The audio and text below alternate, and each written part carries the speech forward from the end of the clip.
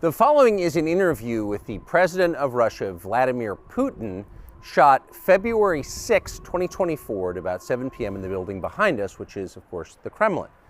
The interview, as you will see if you watch it, is primarily about the war in progress, the war in Ukraine, how it started, what's happening, and most pressingly, how it might end. One note before you watch. At the beginning of the interview, we asked the most obvious question, which is, why did you do this? Did you feel a threat, an imminent physical threat? And that's your justification. And the answer we got shocked us. Putin went on for a very long time, probably half an hour, about the history of Russia going back to the 8th century. And honestly, we thought this was a filibustering technique and found it annoying and interrupted him several times. And he responded he was annoyed by the interruption. But we concluded in the end, for what it's worth, that it was not a filibustering technique. There was no time limit on the interview. We ended it after more than 2 hours. Instead, what you're about to see seemed to us sincere, whether you agree with it or not. Vladimir Putin believes that Russia has a historic claim to parts of Western Ukraine. So our opinion would be to view it in that light, as a sincere expression of what he thinks. And with that, here it is. Mr. President, thank you. On February 22nd, 2022, you addressed your country in a nationwide address when the conflict in Ukraine started. And you said that you were acting because you had come to the conclusion that the United States, through NATO, might initiate a, quote, surprise attack on our country. And to American ears, that sounds paranoid. Tell us why you believe the United States might strike Russia out of the blue.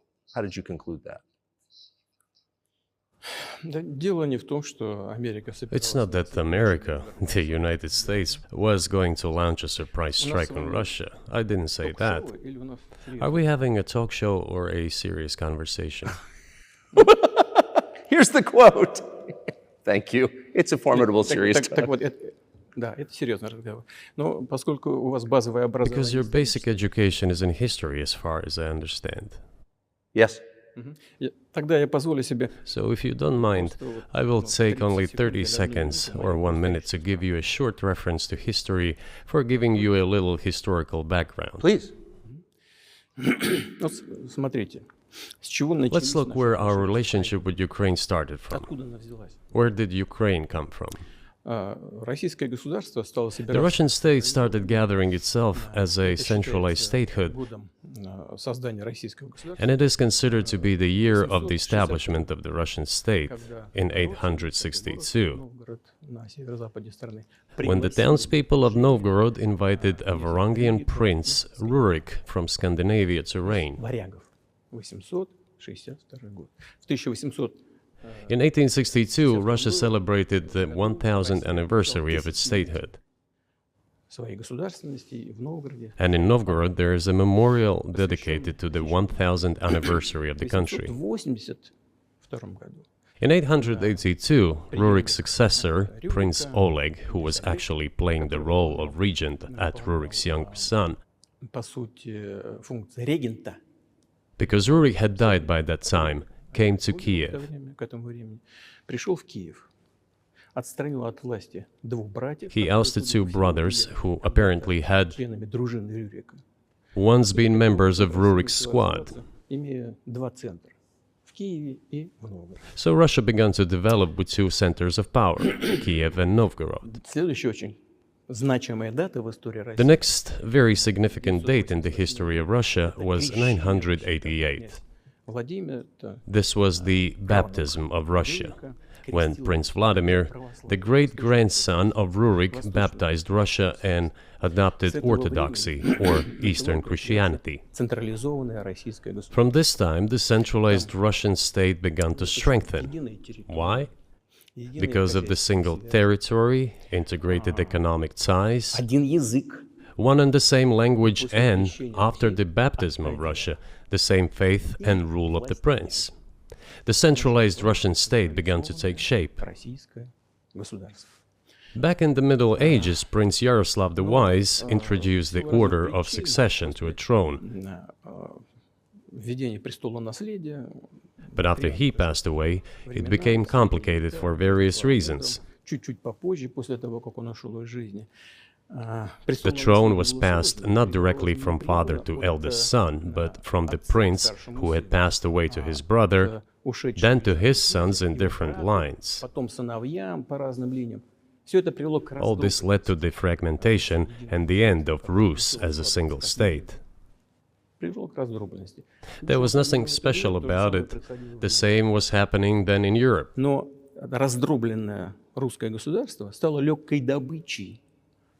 But the fragmented Russian state became an easy prey to the empire created earlier by Genghis Khan.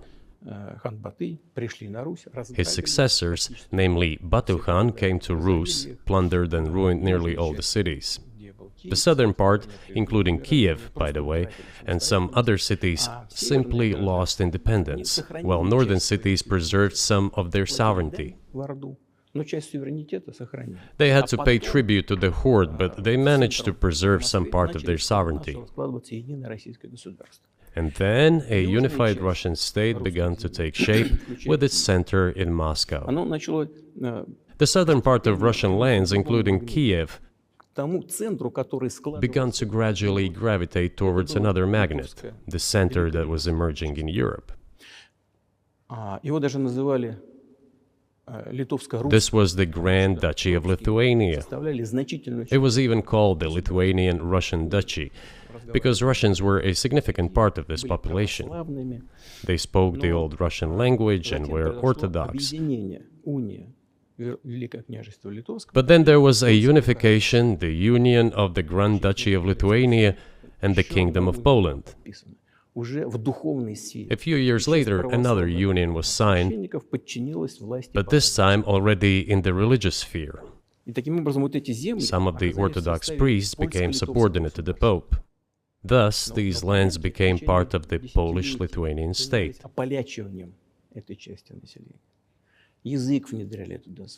During decades, the Poles were engaged in Polonization of this part of the population. They introduced their language there, tried to entrench the idea that this population was not exactly Russians, that because they lived on the fringe, they were Ukrainians. Originally, the word Ukrainian meant that a person was living on the outskirts of the state, along the fringes, or was engaged in a border patrol service. It didn't mean any particular ethnic group. So the Poles were trying to, in every possible way, to colonize this part of the Russian lands, and actually treated it rather harshly, not to say cruelly. All that led to the fact that this part of the Russian lands began to struggle for their rights. They wrote letters to Warsaw demanding that their rights be observed and people be commissioned here, including to Kiev. I beg your pardon, can you tell us what period, I'm losing track of where in history we are, the Polish oppression of Ukraine? It was in the 13th century.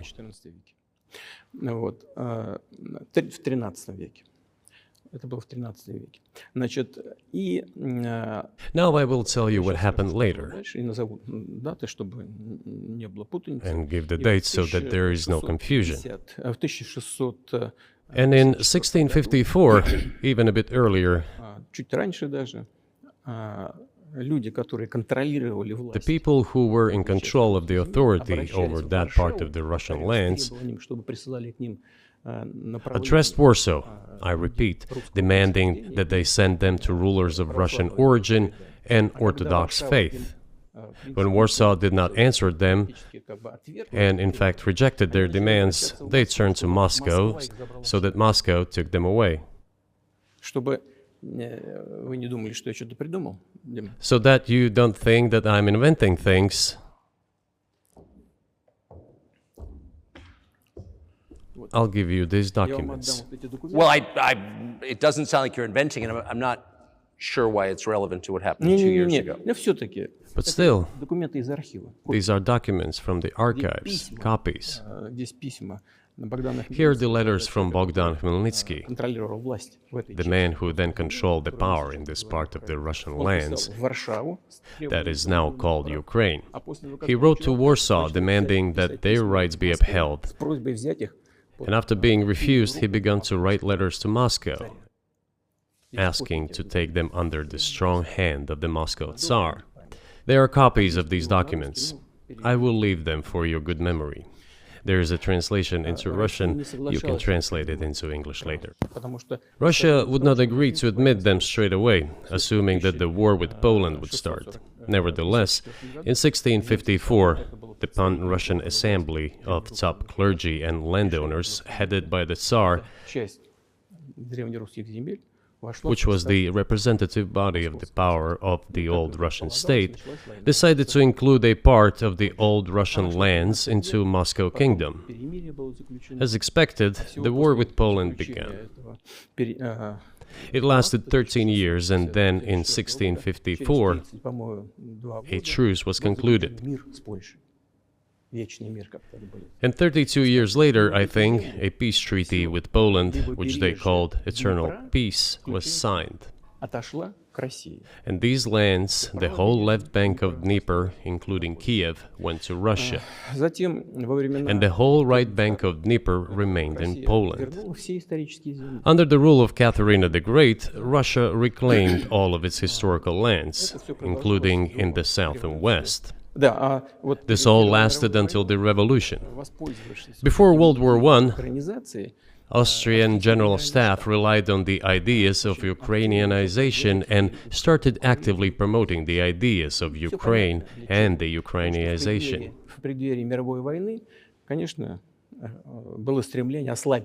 Their motive was obvious. Just before World War I, they wanted to weaken the potential enemy and secure themselves favorable conditions in the border area.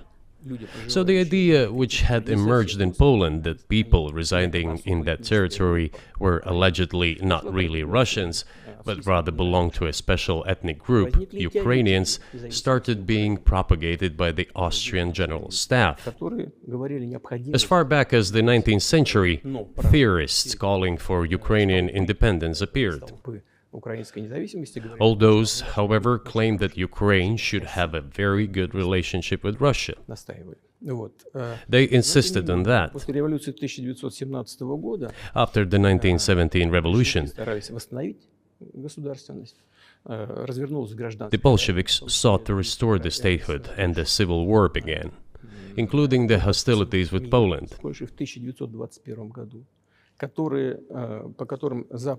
1921, peace with Poland was proclaimed, and under that treaty, the right bank of Dnieper River once again was given back to Poland. In 1939, after Poland cooperated with Hitler, it did collaborate with Hitler, you know? Hitler offered Poland peace and a treaty of friendship. An alliance demanding in return that Poland give back to Germany the so-called Danzig corridor, which connected the bulk of Germany with East Prussia and Königsberg.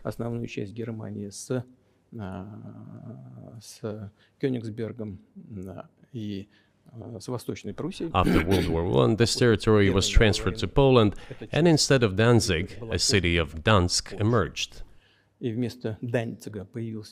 Hitler asked them to give it amicably, but they refused. Of course. Still, they collaborated with Hitler and engaged together in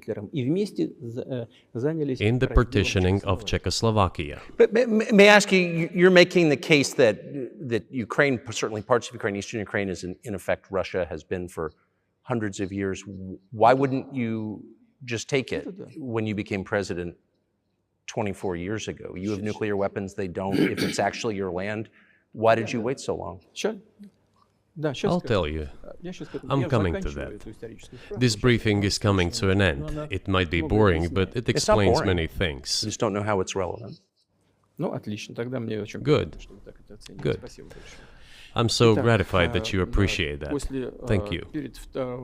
So, before World War II, Poland collaborated with Hitler, and although it did not yield to Hitler's demands, it still participated in the partitioning of Czechoslovakia together with Hitler, as the Poles had not given the Danzig corridor to Germany and went too far, pushing Hitler to start World War II by attacking them.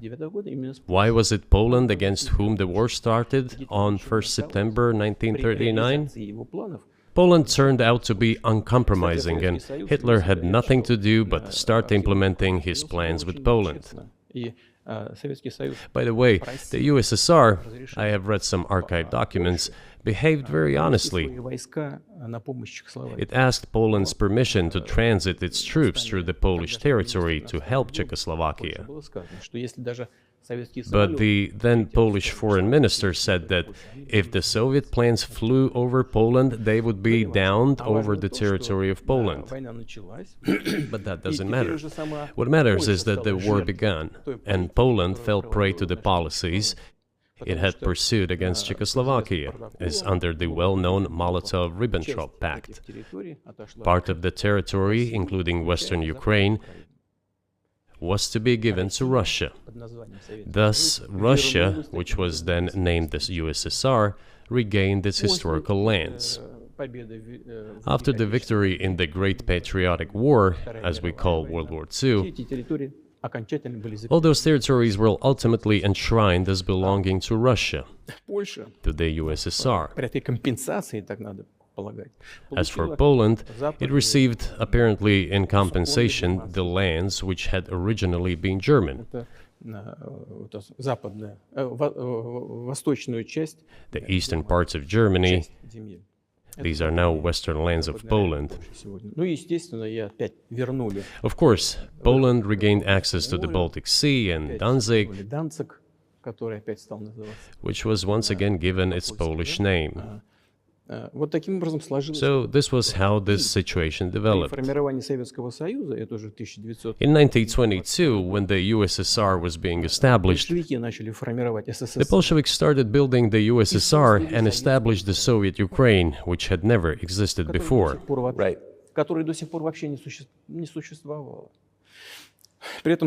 Stalin insisted that those republics be included in the USSR as autonomous entities. For some inexplicable reason, Lenin, the founder of the Soviet state, insisted that they be entitled to withdraw from the USSR. And again, for some unknown reasons, he transferred to that newly established Soviet Republic of Ukraine some of the lands together with people living there, even though those lands had never been called Ukraine, and yet they were made part of that Soviet Republic of Ukraine. Those lands included the Black Sea region, which was received under Catherine the Great, and which had no historical connection with Ukraine whatsoever. Even if we go as far back as 1654, when these lands returned to Russian Empire, that territory was the size of 3 to 4 regions of modern Ukraine, with no Black Sea region. That was completely out of the question. In 1654. Exactly. You obviously have encyclopedic knowledge of this region, but why didn't you make this case for the first 22 years as president that Ukraine wasn't a real country?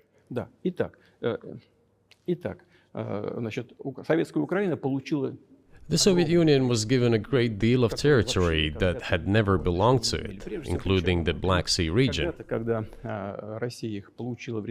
At some point, when Russia received them as an outcome of the Russo-Turkish Wars, they were called New Russia or Novorossiya.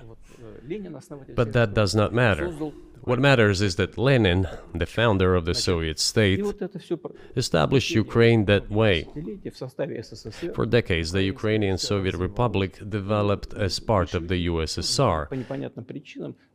And for unknown reasons, again, the Bolsheviks were engaged in Ukrainianization. It was not merely because the Soviet leadership was composed to a great extent of those originating from Ukraine. Rather, it was explained by the general policy of indigenization pursued by the Soviet Union. Same things were done in other Soviet republics. This involved promoting national languages and national cultures, which is not bad in principle.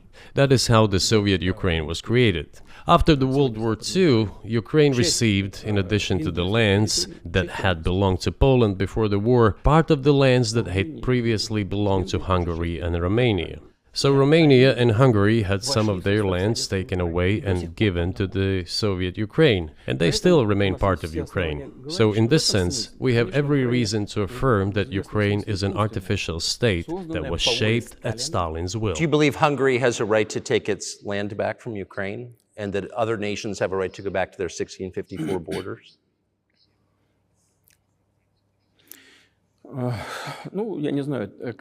I'm not sure whether they should go back to the 1654 borders.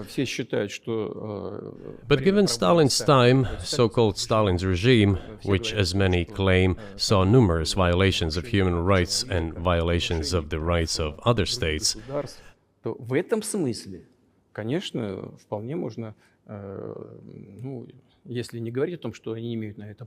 one may say that they could claim back those lands of theirs while having no right to do that. It is at least understandable. Have you told Viktor Orban that he can have part of Ukraine?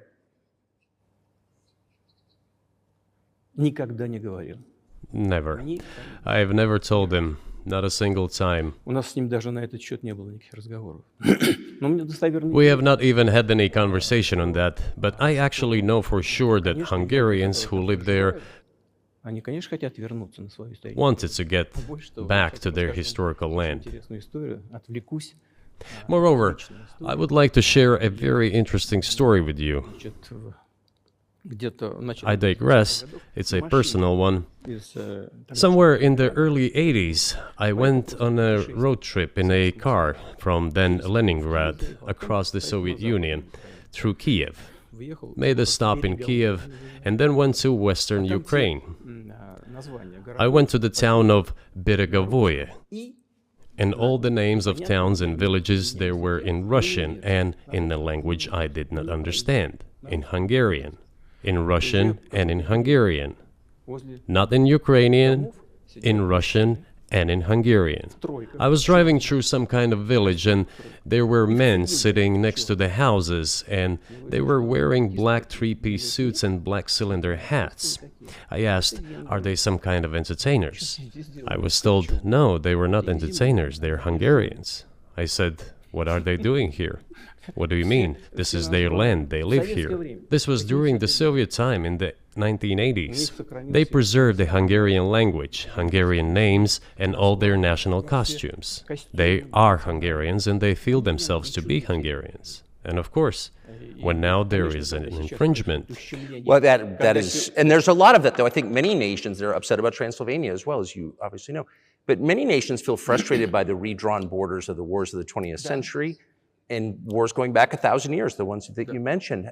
But the fact is that you didn't make this case in public until 2 years ago, February. And in the case that you made, which I read today, you explain at great length that you felt a physical threat from the West in NATO, including potentially a nuclear threat. And that's what got you to move. Is that a fair characterization of what you said?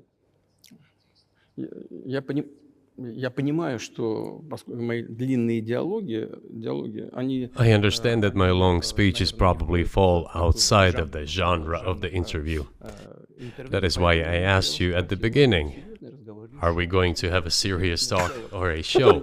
You said a serious talk, so bear with me, please. We're coming to the point where the Soviet Ukraine was established. Then, in 1991, the Soviet Union collapsed, and everything that Russia had generously bestowed on Ukraine was dragged away by the latter.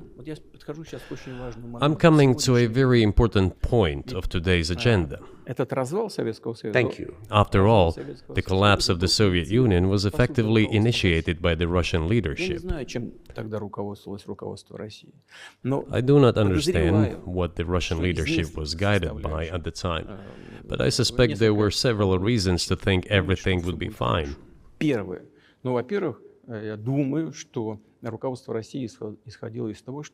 First, I think that then Russian leadership believed that the fundamentals of the relationship between Russia and Ukraine were, in fact, a common language. More than 90% of the population there spoke Russian.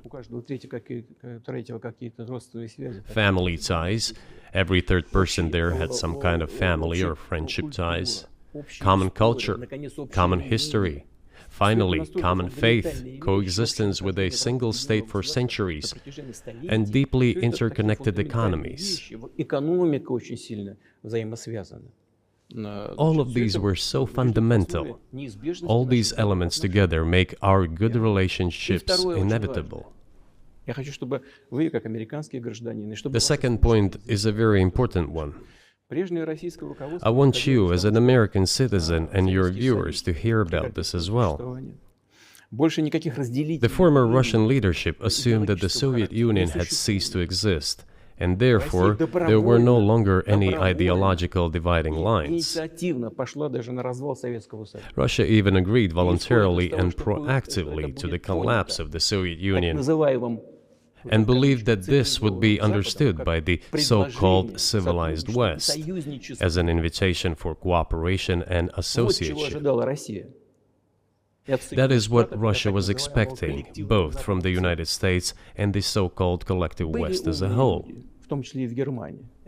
There were smart people, including in Germany, Egon Bahr, a major politician of the Social Democratic Party, who insisted in his personal conversations with the Soviet leadership on the brink of the collapse of the Soviet Union that a new security system should be established in Europe. Help should be given to unify Germany, but a new system should be also established to include the United States, Canada, Russia, and other Central European countries. Yes. But NATO needs not to expand. That's what he said. If NATO expands, everything would be just the same as during the Cold War, only closer to Russia's borders. That's all. He was a wise old man, but no one listened to him. In fact, he got angry once. If, he said, you don't listen to me, I'm never setting my foot in Moscow once again. Everything happened just as he had said. Well, of course, it did come true, and you've mentioned this many times. I think it's a fair point, and many in America thought that relations between Russia and the United States would be fine with the collapse of the Soviet Union and the end of the Cold War, that the opposite happened. But you've never explained why you think that happened, except to say that the West fears a strong Russia, but we have a strong China the West does not seem very afraid of. What about Russia do you think convinced policymakers they had to take it down? The West is afraid of strong China more than it fears a strong Russia, because Russia has 150 million people and China has 1.5 billion population, and its economy is growing by leaps and bounds, or 5% a year. It used to be even more. But that's enough for China. As Bismarck once put it, potentials are the most important. China's potential is enormous. It is the biggest economy in the world today in terms of purchasing power parity and the size of the economy. It has already overtaken the United States quite a long time ago, and it is growing at a rapid clip. Let's not talk about who is afraid of whom. Let's not reason in such terms. And let's get into the fact that after 1991, when Russia expected that it would be welcomed into the brotherly family of civilized nations, nothing like this happened. You tricked us. I don't mean you personally when I say you. Of course, I'm talking about the United States. The promise was that NATO would not expand eastward, but it happened 5 times. There were 5 waves of expansion. We tolerated all that. We were trying to persuade them. We were saying, please don't. We are as bourgeois now as you are. We are market economy and there is no communist party power. Let's negotiate. Moreover, I have also said this publicly before. There was a moment when a certain rift started growing between us. Before that, Yeltsin came to the United States. Remember, he spoke in Congress and said the good words. God bless America. Everything he said were signals. Let us in. Remember the developments in Yugoslavia before the Yeltsin was lavished with praise? As soon as the developments in Yugoslavia started, he raised his voice in support of Serbs, and we couldn't but raise our voices for Serbs in their defense. I understand that there were complex processes underway there, I do, but Russia could not help raising its voice in support of Serbs, because Serbs are also a special and close to us nation, with Orthodox culture and so on. It's a nation that has suffered so much for generations. Well, regardless, what is important is that Yeltsin expressed his support. What did the United States do? In violation of international law and the UN Charter, it started bombing Belgrade. It was the United States that let the genie out of the bottle. Moreover, when Russia protested and expressed its resentment, what was said? The UN Charter and international law have become obsolete. Now everyone invokes international law, but at that time they started saying that everything was outdated. Everything had to be changed. Indeed, some things need to be changed, as the balance of power has changed. It's true, but not in this manner. Yeltsin was immediately dragged through the mud, accused of alcoholism, of understanding nothing, of knowing nothing. He understood everything, I assure you. Well, I became president in 2000. I thought, okay, the Yugoslav issue is over, but we should try to restore relations. Let's reopen the door that Russia had tried to go through. And moreover, I said it publicly, I can reiterate. At a meeting here in the Kremlin with the outgoing President Bill Clinton, right here in the next room, I said to him, I asked him, Bill, do you think if Russia asked to join NATO, do you think it would happen? Suddenly he said, you know, it's interesting. I think so. But in the evening, when we met for dinner, he said, you know, I've talked to my team. No, it's not possible now. You can ask him. I think he will watch our interview. He'll confirm it. I wouldn't have said anything like that if it hadn't happened. Okay. Were you sincere? It's impossible now. Would you have joined NATO? Look, I asked the question, is it possible or not? And the answer I got was no. If I was insincere in my desire to find out what the leadership position was... But if he had said yes, would you have joined NATO? If he had said yes, the process of rapprochement would have commenced, and eventually it might have happened, if we had seen some sincere wish on the other side of our partners. But it didn't happen. Well, no means no. Okay, fine. Why do you think that is? Just to get to motive, I know you're clearly bitter about it, I understand, but why do you think the West rebuffed you then? Why the hostility? Why did the end of the Cold War not fix the relationship? What motivates this from your point of view? You said I was bitter about the answer. No, it's not bitterness. It's just a statement of fact. We're not bride and groom, bitterness, resentment. It's not about those kind of matters in such circumstances. We just realized we weren't welcome there, that's all. Okay, fine. But let's build relations in another manner. Let's look for common ground elsewhere. Why we received such a negative response, you should ask your leaders. I can only guess why. Too big a country with its own opinion and so on. And the United States, I've seen how issues are being resolved in NATO. I will give you another example now concerning Ukraine. The US leadership exerts pressure, and all NATO members obediently vote, even if they do not like something. Now, I'll tell you what happened in this regard with Ukraine in 2008, although it's being discussed. I'm not going to open a secret to you, say anything new. Nevertheless, after that we tried to build relations in different ways. For example, the events in the Middle East, in Iraq. We were building relations with the United States in a very soft, prudent, cautious manner. I repeatedly raised the issue that the United States should not support separatism or terrorism in the North Caucasus. But they continue to do it anyway. And political support, information support, financial support, even military support came from the United States and its satellites for terrorist groups in the Caucasus. I once raised this issue with my colleague, also the President of the United States. He says, "It's impossible. Do you have proof?" I said, "Yes." I was prepared for this conversation, and I gave him that proof. He looked at it, and you know what he said? "I apologize, but that's what happened." I'll quote.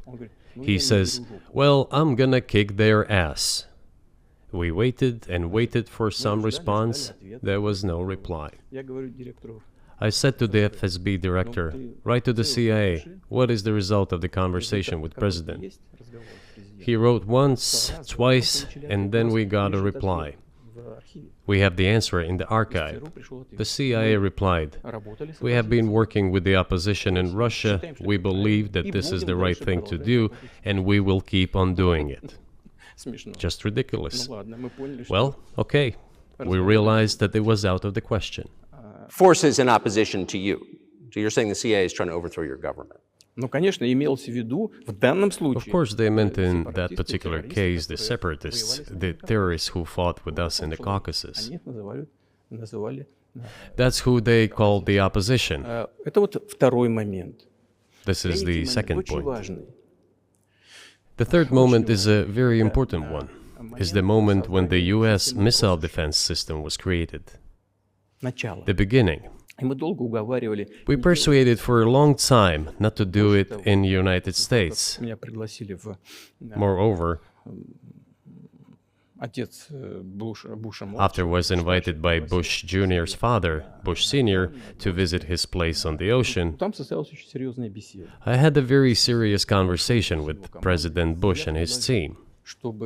I proposed that the United States, Russia, and Europe jointly create a missile defense system that, we believe, if created unilaterally, threatens our security, despite the fact that the United States officially said that it was being created against missile threats from Iran.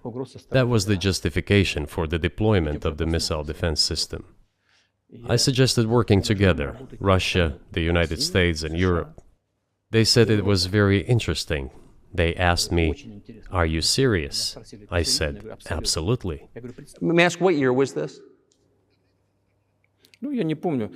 I don't remember. It is easy to find out on the internet when I was in the USA at the invitation of Bush Sr. It is even easier to learn from someone I'm going to tell you about. I was told it was very interesting. I said, just imagine if we could tackle such a global strategic security challenge together. The world will change. We'll probably have disputes, probably economic and even political ones, but we could drastically change the situation in the world. He says yes, and asks, "Are you serious?" I said, "Of course. We need to think about it," I'm told. I said, "Go ahead, please." Then Secretary of Defense Gates, former Director of CIA, and Secretary of State Rice came in here, in this cabinet, right here at this table. They sat on this table. Me, the Foreign Minister, the Russian Defense Minister on that side. They said to me, "Yes, we have thought about it. We agree." I said, "Thank God, great, but with some exceptions." So twice you've described US presidents making decisions and then being undercut by their agency heads. So it sounds like you're describing a system that's not run by the people who are elected, in your telling. That's right, that's right. In the end, they just told us to get lost. I'm not going to tell you the details because I think it's incorrect. After all, it was confidential conversation. But our proposal was declined. That's a fact. It was right then when I said, "Look, but then we will be forced to take countermeasures. We will create such strike systems that will certainly overcome missile defense systems." The answer was, "We're not doing this against you, and you do what you want," assuming that it is not against us, not against the United States. I said, "Okay." Very well. That's the way it went. And we created hypersonic systems with intercontinental range, and we continue to develop them. We are now ahead of everyone, the United States and the other countries, in terms of the development of hypersonic strike systems, and we are improving them every day. But it wasn't us. We proposed to go the other way, and we were pushed back. Now, about NATO's expansion to the east. Well, we were promised no NATO to the east, not an inch to the east, as we were told. And then what? They said, well, it's not enshrined on paper, so we'll expand. So there were 5 waves of expansion, the Baltic states, the whole of Eastern Europe, and so on. And now I come to the main thing. They have come to the Ukraine, ultimately. In 2008, at the summit in Bucharest, they declared that the doors for Ukraine and Georgia to join NATO were open. Now about how decisions are made there. Germany, France seem to be against it, as well as some other European countries. But then, as it turned out later, President Bush, and he's such a tough guy, a tough politician, as I was told later, he exerted pressure on us and we had to agree. It's ridiculous, it's like kindergarten. Where are the guarantees? What kindergarten is this? What kind of people are these? Who are they? You see, they were pressed, they agreed. And then they say, Ukraine won't be in the NATO, you know? I say, I don't know. I know you agreed in 2008. Why won't you agree in the future? Well, they pressed us then. I say, why won't they press you tomorrow? And you'll agree again. Well, it's nonsensical. Who's there to talk to? I just don't understand. We're ready to talk. But with whom? Where are the guarantees? None. So they started to develop the territory of Ukraine. Whatever is there, I have told you the background, how this territory developed, what kind of relations there were with Russia. Every second or third person there has always had some ties with Russia. And during the elections, in already independent, sovereign Ukraine, which gained its independence as a result of the Declaration of Independence, and by the way, it says that Ukraine is a neutral state, and in 2008, suddenly the doors or gates to NATO were open to it. Oh, come on. This is not how we agreed. Now, all the presidents that have come to power in Ukraine, they relied on electorate with a good attitude to Russia in one way or the other. This is the southeast of Ukraine. This is a large number of people. And it was very difficult to dissuade this electorate, which had a positive attitude towards Russia. Viktor Yanukovych came to power, and how? The first time he won after President Kuchma, they organized a third round, which is not provided for in the constitution of Ukraine. This is a coup d'etat. Just imagine, someone in the United States wouldn't like the outcome. In 2014? Before that.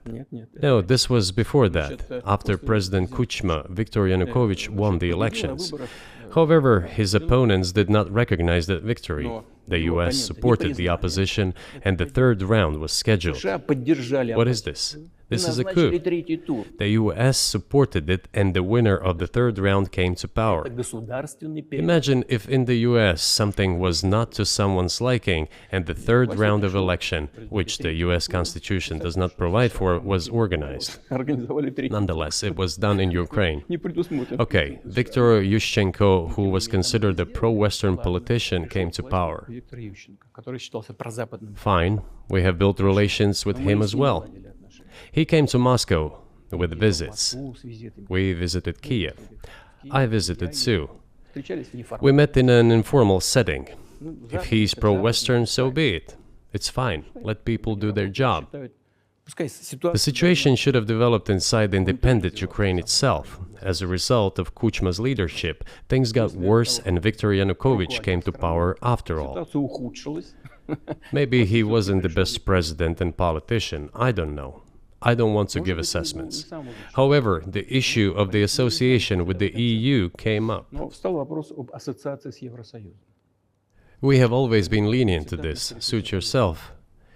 But when we read through the Treaty of Association, it turned out to be a problem for us, since we had a free trade zone and open customs borders with Ukraine, which under this association had to open its borders for Europe, which could have led to flooding of our market. We said, no, this is not going to work. We shall close our borders with Ukraine then. The customs borders, that is. Yanukovych started to calculate how much Ukraine was going to gain, how much to lose, and said to his European partners, I need more time to think before signing. The moment he said that, the opposition began to take destructive steps which were supported by the West. It all came down to Maidan and a coup in Ukraine. So he did more trade with Russia than with the EU. Ukraine did. Of course. It's not even the matter of trade volume, although for the most part it is. It is the matter of cooperation ties, which the entire Ukrainian economy was based on. The cooperation ties between the enterprises were very close since the times of the Soviet Union. One enterprise there used to produce components to be assembled both in Russia and Ukraine and vice versa. They used to be very close ties. A coup d'etat was committed, although I shall not delve into details now, as I find doing it inappropriate, the US told us. Calm Yanukovych down, and we will calm the opposition. Let the situation unfold in the scenario of a political settlement. We said, all right, agreed, let's do it this way. As the Americans requested, Yanukovych did use neither the armed forces nor the police, yet the armed opposition committed a coup in Kiev. What is that supposed to mean? Who do you think you are? I wanted to ask the then US leadership. With the backing of whom? With the backing of CIA, of course. The organization you wanted to join back in the day, as I understand. We should thank God they didn't let you in. Although, it is a serious organization. I understand. My former vis-a-vis in the sense that I served in the first main directorate, Soviet Union's intelligence service. They have always been our opponents. A job is a job. Technically, they did everything right. They achieved their goal of changing the government. However, from political standpoint, it was a colossal mistake. Surely it was political leadership's miscalculation. They should have seen what it would evolve into. So, in 2008, the doors of NATO were opened for Ukraine. In 2014, there was a coup. They started persecuting those who did not accept the coup, and it was indeed a coup. They created a threat to Crimea, which we had to take under our protection. They launched a war in Donbass in 2014 with the use of aircraft and artillery against civilians. This is when it all started. There is a video of aircraft attacking Donetsk from above. They launched a large-scale military operation, then another one. When they failed, they started to prepare the next one. All this against the background of military development of this territory and opening of NATO's doors. How could we not express concern over what was happening?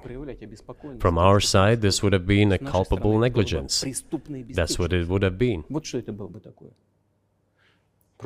It's just that the US political leadership pushed us to the line we could not cross, because doing so could have ruined Russia itself.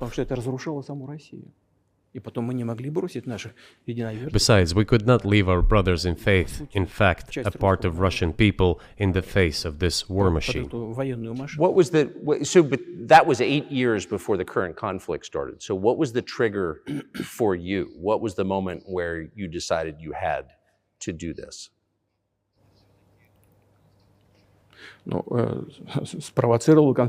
Initially, it was the coup in Ukraine that provoked the conflict.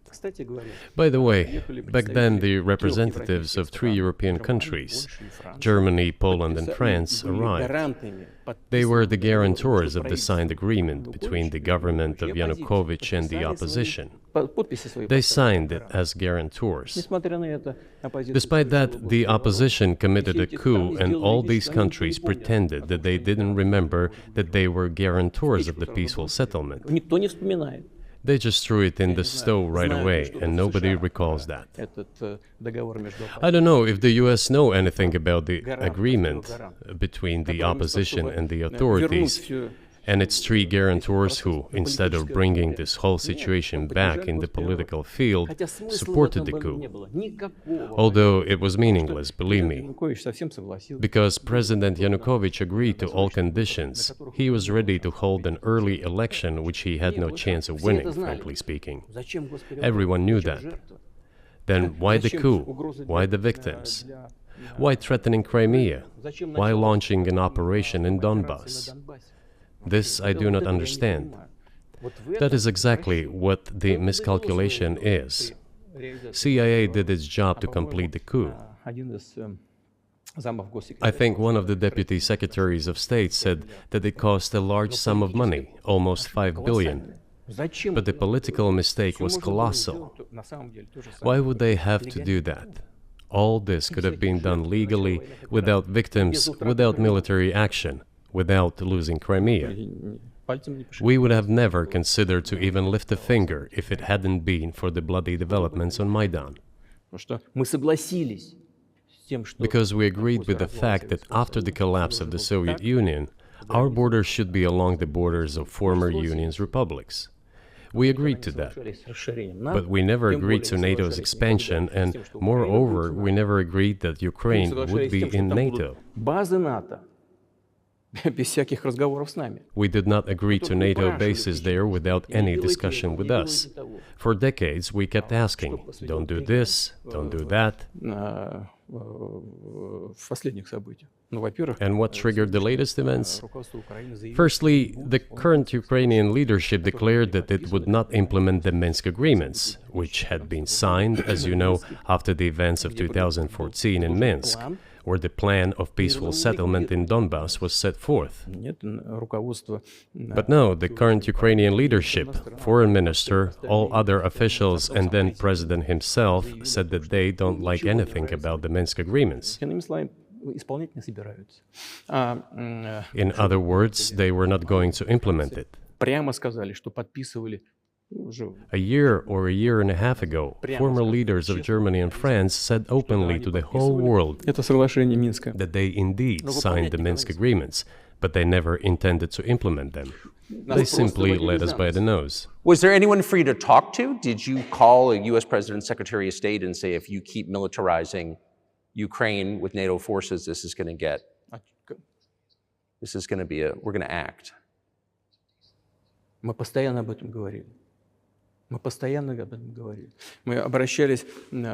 We talked about this all the time. We addressed the United States and European countries' leadership to stop these developments immediately, to implement the Minsk agreements. Frankly speaking, I didn't know how we were going to do this, but I was ready to implement them. These agreements were complicated for Ukraine. They included lots of elements of those Donbass territories' independence. That's true. However, I was absolutely confident, and I'm saying this to you now. I honestly believe that if we managed to convince the residents of Donbass, and we had to work hard to convince them to return to the Ukrainian statehood, then gradually the wounds would start to heal. When this part of territory reintegrated itself into common social environment, when the pensions and social benefits were paid again, all the pieces would gradually fall into place. No, nobody wanted that. Everybody wanted to resolve the issue by military force only. But we could not let that happen. And the situation got to the point when the Ukrainian side announced, no, we will not do anything. They also started preparing for military action. It was they who started the war in 2014. Our goal is to stop this war. And we did not start this war in 2022. This is an attempt to stop it. Do you think you've stopped it now? I mean, have you achieved your aims? No, we haven't achieved our aims yet, because one of them is denazification. This means the prohibition of all kinds of neo-Nazi movements. This is one of the problems that we discussed during the negotiation process, which ended in Istanbul early this year.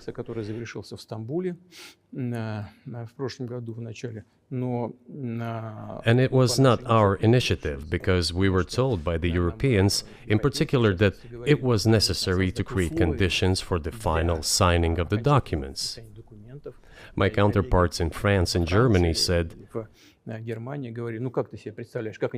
"How can you imagine them signing a treaty with a gun to their heads? The troops should be pulled back from Kiev." I said, "All right." We withdrew the troops from Kiev. As soon as we pulled back our troops from Kiev, our Ukrainian negotiators immediately threw all our agreements reached in Istanbul into the bin and got prepared for a long-standing armed confrontation with the help of the United States and its satellites in Europe. That is how the situation has developed, and that is how it looks now. But what is, pardon my ignorance, what is denazification? What would that mean? What is... Да, вот я как раз хочу сейчас об этом сказать. Это очень важный вопрос. Денацификация. That is what I want to talk about right now. It is a very important issue. Denazification. After gaining independence, Ukraine began to search, as some Western analysts say, its identity.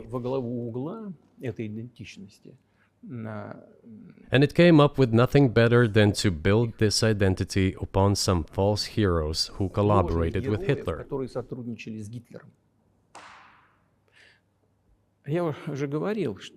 I have already said that in the early 19th century, when the theorists of independence and sovereignty of Ukraine appeared, they assumed that an independent Ukraine should have very good relations with Russia. But due to the historical development, those territories were part of the Polish-Lithuanian Commonwealth. Poland, where Ukrainians were persecuted and treated quite brutally, as well as were subject to cruel behavior. There were also attempts to destroy their identity. All this remained in the memory of the people. When World War II broke out, part of this extremely nationalist elite collaborated with Hitler, believing that he would bring them freedom. The German troops, even the SS troops, made Hitler's collaborators do the dirtiest work of exterminating the Polish and Jewish population. Hence this brutal massacre of the Polish and Jewish population, as well as the Russian population too.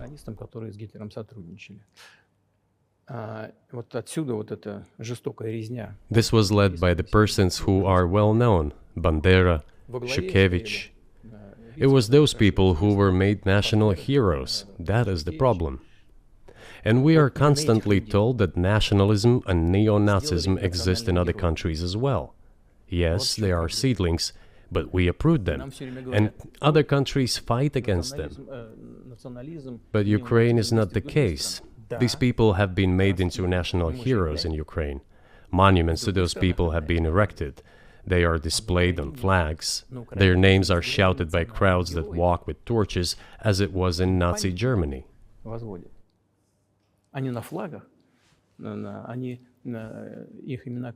These were people who exterminated Poles, Jews, and Russians. It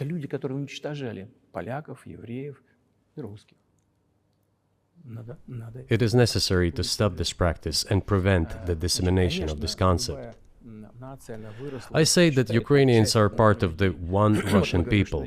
They say, no, we are a separate people. Okay, fine.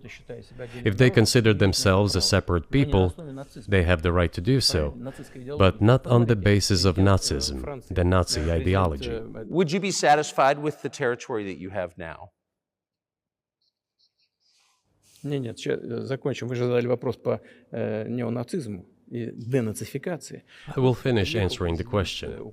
You just asked a question about neo-Nazism and denazification. Замалчивается на Западе. Look, the president of Ukraine visited Canada.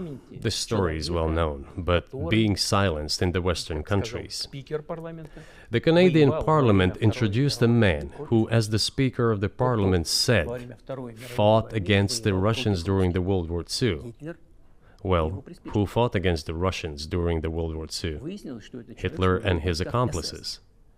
It turned out that this man served in the SS troops. He personally killed Russians, Poles, and Jews.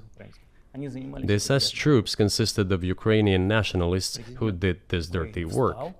The president of Ukraine stood up with the entire Parliament of Canada and applauded this man. How can this be imagined? The president of Ukraine himself, by the way, is a Jew by nationality. Really, my question is, what do you do about it? I mean, Hitler's been dead for 80 years. Nazi Germany no longer exists. And so, true. And so, I think what you're saying is you want to extinguish or at least control Ukrainian nationalism. But how? How do you do that? Вот послушайте меня. Ваш вопрос очень тонкий. Listen to me. Your question is very subtle, and I can tell you what I think. Do not take offense.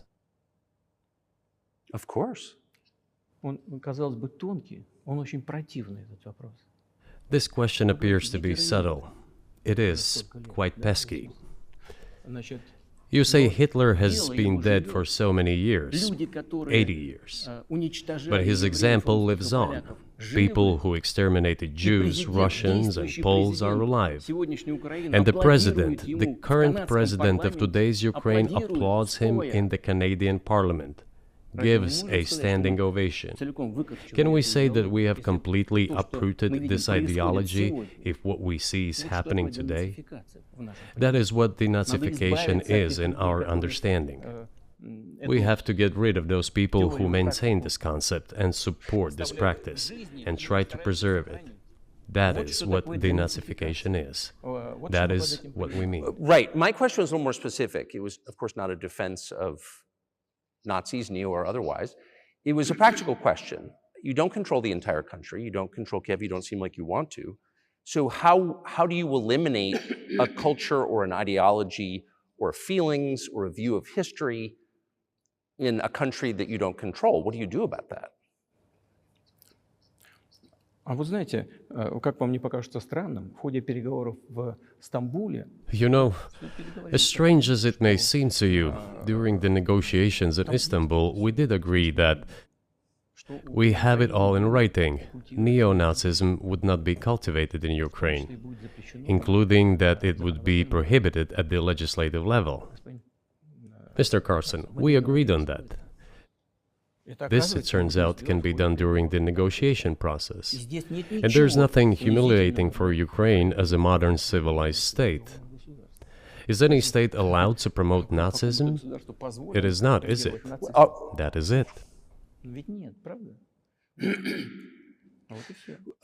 Will there be talks, and why haven't there been talks about resolving the conflict in Ukraine? Peace talks.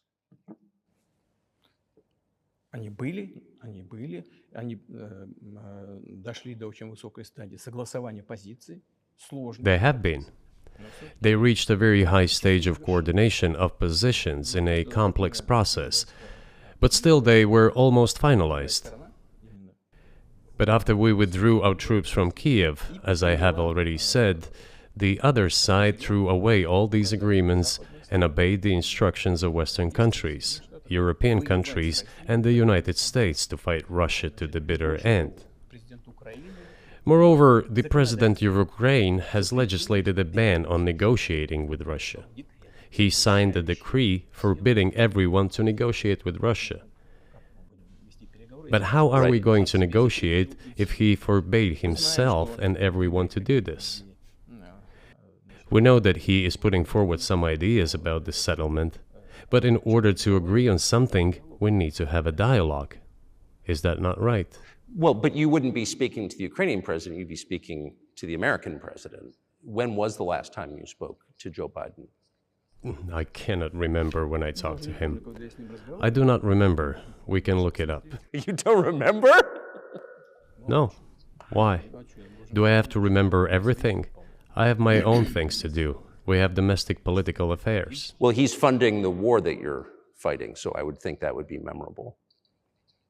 Well, yes, he funds, but I talked to him before the special military operation, of course. And I said to him then, by the way, I will not go into details, I never do, but I said to him then, I believe that you are making a huge mistake of historic proportions by supporting everything that is happening there, in Ukraine, by pushing Russia away. I told him repeatedly, by the way.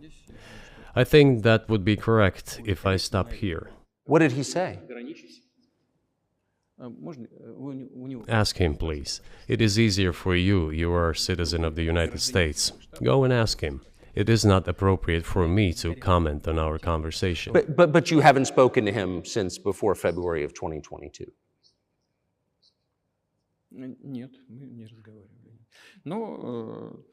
No, we haven't spoken. Certain contacts are being maintained, though. Speaking of which, do you remember what I told you about my proposal to work together on a missile defense system? Yes. You can ask all of them. All of them are safe and sound, thank God. The former president, Condoleezza, is safe and sound, and I think Mr. Gates and the current director of the intelligence agency, Mr. Burns, the then ambassador to Russia, in my opinion, are very successful ambassador.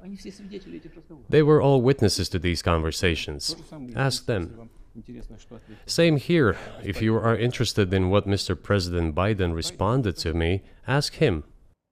At any rate, I talked to him about it. I'm definitely interested, but from the outside, it seems like this could devolve or evolve into something that brings the entire world into conflict and could initiate a nuclear launch. And so why don't you just call Biden and say, let's work this out?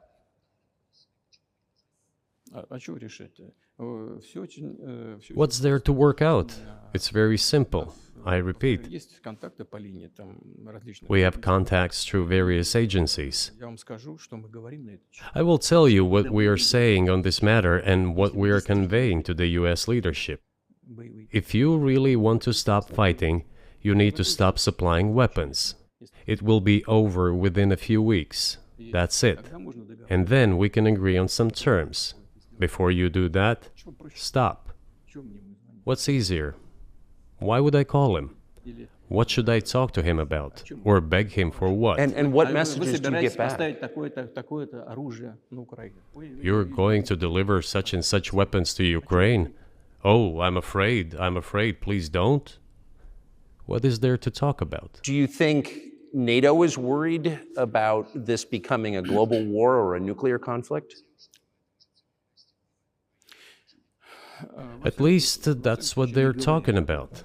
And they're trying to intimidate their own population with an imaginary Russian threat. This is an obvious fact. And thinking people, not Philistines, but thinking people, analysts, those who are engaged in real politics, just smart people, understand perfectly well that this is a fake. They're trying to fuel the Russian threat. The threat I think you're referring to is a Russian invasion of Poland, Latvia, expansionist behavior. Can you imagine a scenario where you sent Russian troops to Poland?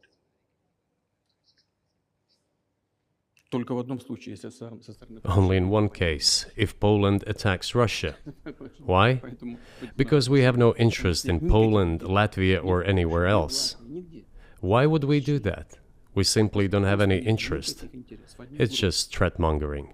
Well, the argument, I know you know this, is that, well, he invaded Ukraine, he has territorial aims across the continent, and you're saying unequivocally you don't.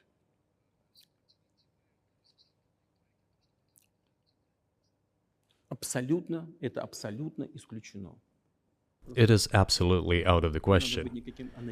You just don't have to be any kind of analyst. It goes against common sense to get involved in some kind of a global war.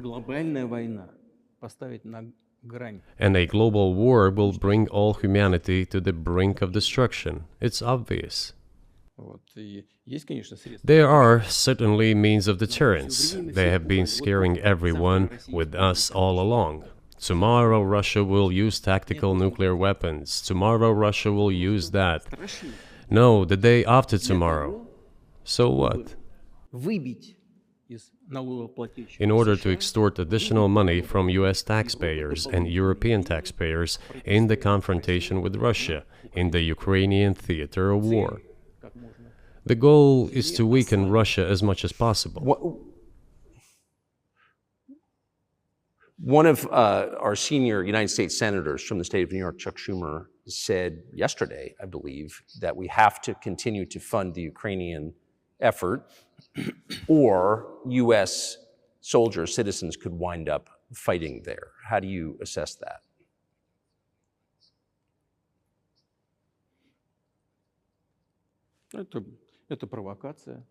This is a provocation, and a cheap provocation at that. I do not understand why American soldiers should fight in Ukraine. There are mercenaries from the United States there.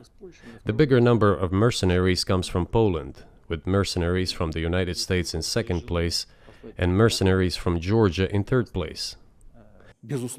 Well, if somebody has the desire to send regular troops, that would certainly bring humanity to the brink of very serious global conflict. This is obvious. Do the United States need this? What for? Thousands of miles away from your national territory. Don't you have anything better to do? You have issues on the border, issues with migration, issues with the national debt, more than $33 trillion. You have nothing better to do, so you should fight in Ukraine? Wouldn't it be better to negotiate with Russia? Make an agreement, already understanding the situation that is developing today, realizing that Russia will fight for its interests to the end? And realizing this, actually return to common sense, start respecting our country and its interests, and look for certain solutions. It seems to me that this is much smarter and more rational. Who blew up Nord Stream? You for sure. I was busy that day. Nate, do you have I did not blow up Nord Stream. Thank you, though. You personally may have an alibi, but the CIA has no such alibi. Do you have evidence that NATO or the CIA did it?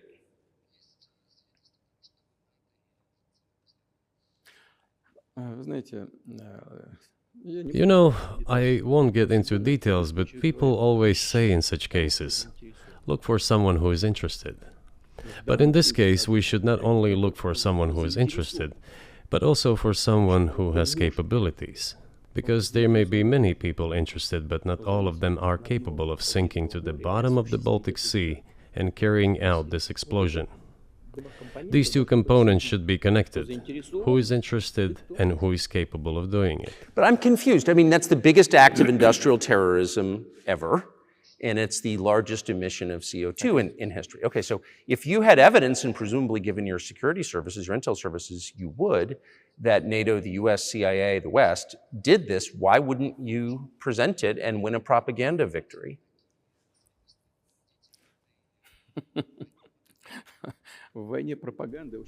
In the war of propaganda, it is very difficult to defeat the United States, because the United States controls all the world's media and many European media. The ultimate beneficiary of the biggest European media are American financial institutions. Don't you know that? So it is possible to get involved in this work, but it is cost prohibitive, so to speak. We can simply shine the spotlight on our sources of information, and we will not achieve results. It is clear to the whole world what happened, and even American analysts talk about it directly. It's true. Yes, but here's a question you may be able to answer. You worked in Germany, famously. The Germans clearly know that their NATO partner did this, and it damaged their economy greatly. It may never recover. Why are they being silent about it? That's very confusing to me. Why wouldn't the Germans say something about it? Ну, меня это тоже удивляет. This also confuses me.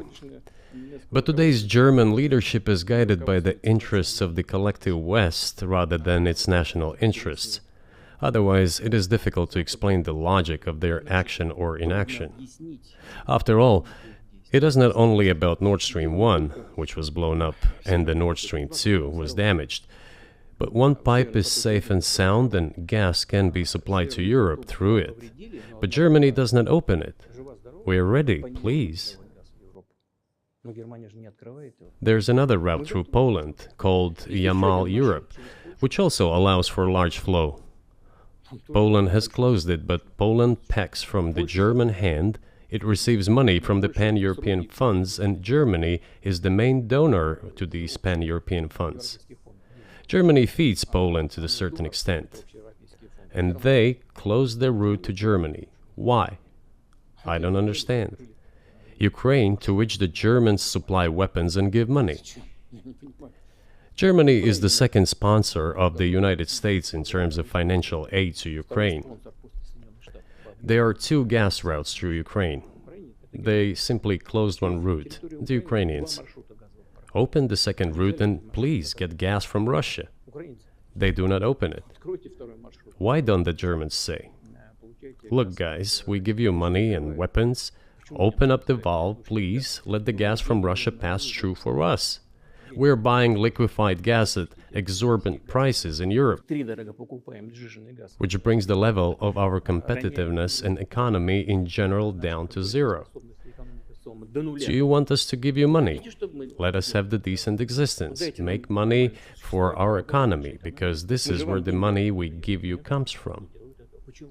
They refuse to do so. Why? Ask them. That is what is like in their heads. Those are highly incompetent people. Well, maybe the world is breaking into two hemispheres, one with cheap energy, the other without. And I want to ask you that. If we're now a multipolar world, obviously we are, can you describe the blocks of alliances? Who is in each side, do you think? Listen, you have said that the world is breaking into two hemispheres.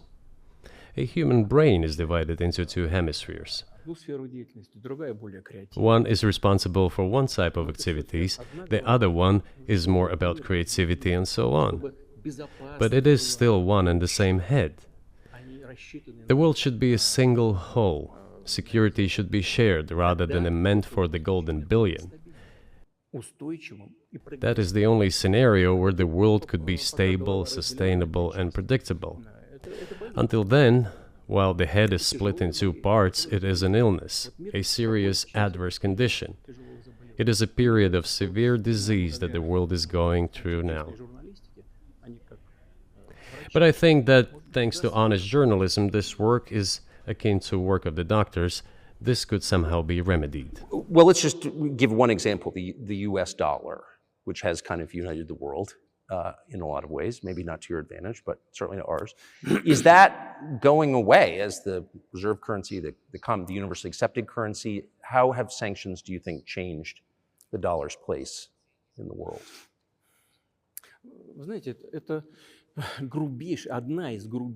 You know, to use the dollar as a tool of foreign policy struggle is one of the biggest strategic mistakes made by the US political leadership.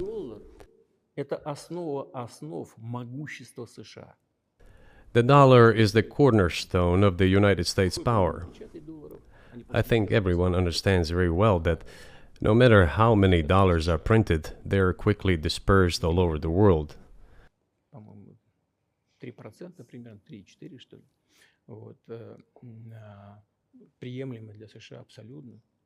Inflation in the United States is minimal.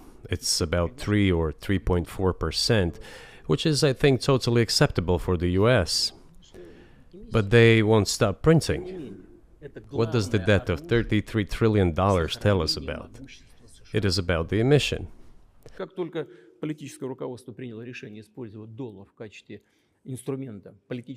Nevertheless, it is the main weapon used by the United States to preserve its power across the world.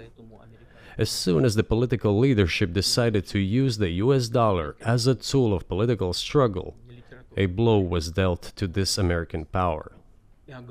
I would not like to use any strong language, but it is a stupid thing to do and a grave mistake.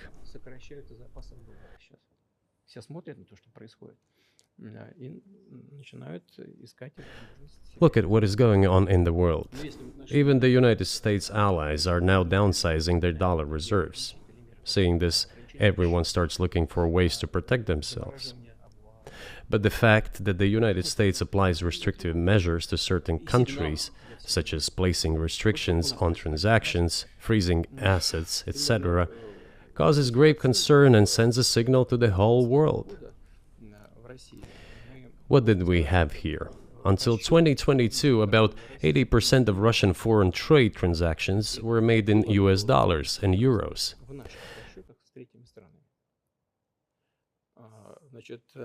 US dollars accounted for approximately 50% of our transactions with third countries, while currently it is down to 13%. It wasn't us who banned the use of the US dollar.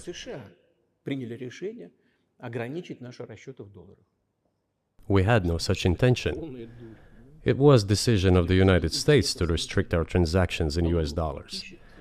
I think it is complete foolishness from the point of view of the interests of the United States itself and its taxpayers, as it damages the US economy, undermines the power of the United States across the world.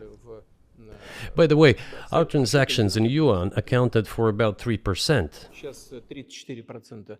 Today, 34% of our transactions are made in rubles and about as much, a little over 34% in yuan.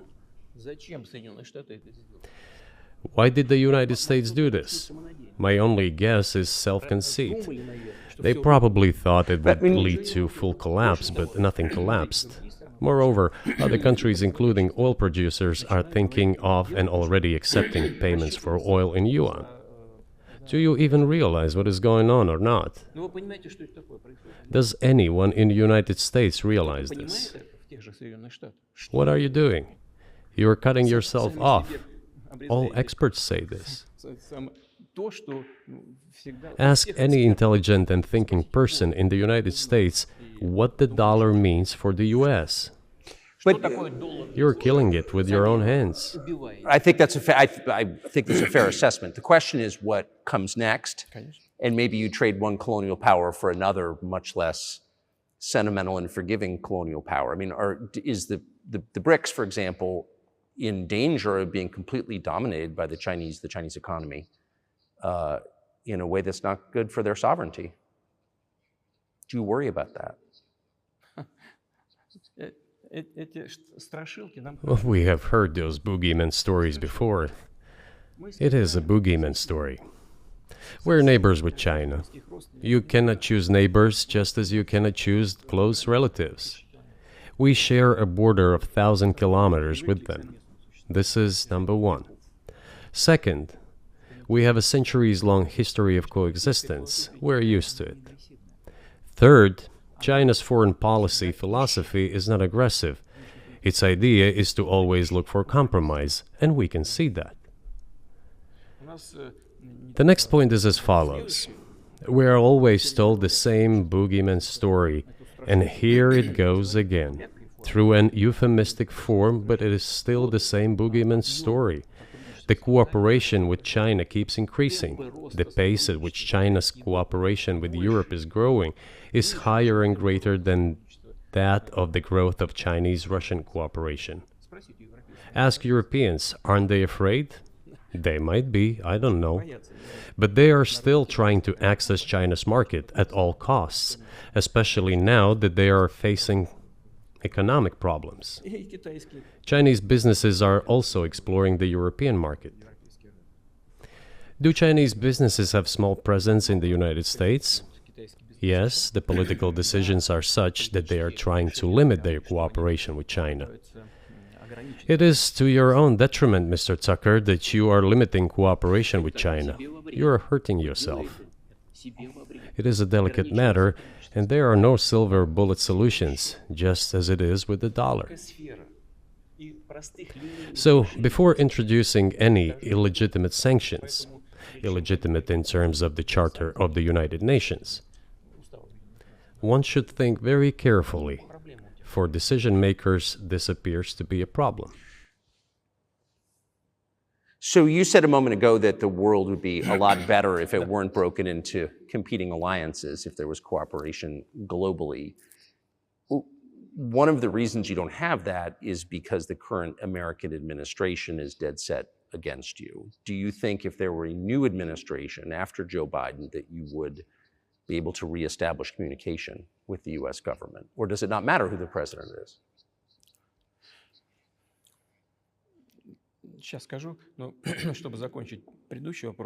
I will tell you, but let me finish the previous thought. We, together with my colleague and friend, President Xi Jinping, set a goal to reach $200 billion of mutual trade with China this year. We have exceeded this level. According to our figures, our bilateral trade with China totals already $230 billion, and the Chinese statistics says it is $240 billion. One more important thing. Our trade is well balanced, mutually complementary in high-tech, energy, scientific research and development. It is very balanced. As for BRICS, where Russia took over the presidency this year, the BRICS countries are, by and large, developing very rapidly. Look, if memory serves me right, back in 1992, the share of the G7 countries in the world economy amounted to 47%, whereas in 2022 it was down to, I think, a little over 30%. The BRICS countries accounted for only 16% in 1992, but now their share is greater than that of the G7. It has nothing to do with the events in Ukraine. This is due to the trends of global development and world economy, as I mentioned just now. And this is inevitable. This will keep happening. It is like the rise of the sun. You cannot prevent the sun from rising. You have to adapt to it. How do the United States adapt? With the help of force, sanctions, pressure, bombings, and use of armed forces. This is about self-conceit. Your political establishment does not understand that the world is changing under objective circumstances. And in order to preserve your level, even if someone aspires, pardon me, to the level of dominance, you have to make the right decisions in a competent and timely manner. Such brutal actions, including with regard to Russia and, say, other countries, are counterproductive. This is an obvious fact. It has already become evident. You just asked me if another leader comes and changes something. It is not about the leader. It is not about the personality of a particular person. I had a very good relationship with, say, Bush. I know that in the United States, he was portrayed as some kind of a country boy who does not understand much. I assure you that this is not the case. I think he made a lot of mistakes with regard to Russia, too. I told you about 2008 and the decision in Bucharest to open the NATO's doors for Ukraine and so on. That happened during his presidency. He actually exercised pressure on the Europeans. But in general, on a personal human level, I had a very good relationship with him. He was no worse than any other American or Russian or European politician. I assure you, he understood what he was doing as well as others. I had such personal relationship with Trump as well. It is not about the personality of the leader, it is about the elite's mindset. If the idea of domination at any cost, based also on forceful actions, dominates the American society, nothing will change. It will only get worse. But if, in the end, one comes to the awareness that the world has been changing due to the objective circumstances, and that one should be able to adapt to them in time, using the advantages that the US still has today, then perhaps something may change. Look, China's economy has become the first economy in the world in purchasing power parity. In terms of volume, it overtook the US a long time ago. The USA comes second, then India, 1.5 billion people, and then Japan, with Russia in the fifth place.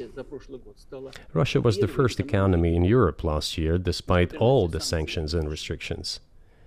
Is it normal from your point of view? Sanctions, restrictions, impossibility of payments in dollars, being cut off from SWIFT services, sanctions against our ships carrying oil, sanctions against airplanes, sanctions in everything, everywhere. The largest number of sanctions in the world which are applied against Russia. And we have become Europe's first economy during this time. The tools that US uses don't work. Well, one has to think about what to do. If this realization comes to the ruling elites, then yes, then the first person of the state will act in anticipation of what the voters and the people who make decisions at various levels expect from this person. Then maybe something will change. But you're describing two different systems. You say the leader acts in the interest of the voters, but you also say these decisions are not made by the leader, they're made by the ruling classes. You've run this country for so long, you've known all these American presidents. What are those power centers in the United States, do you think? Like, who actually makes the decisions?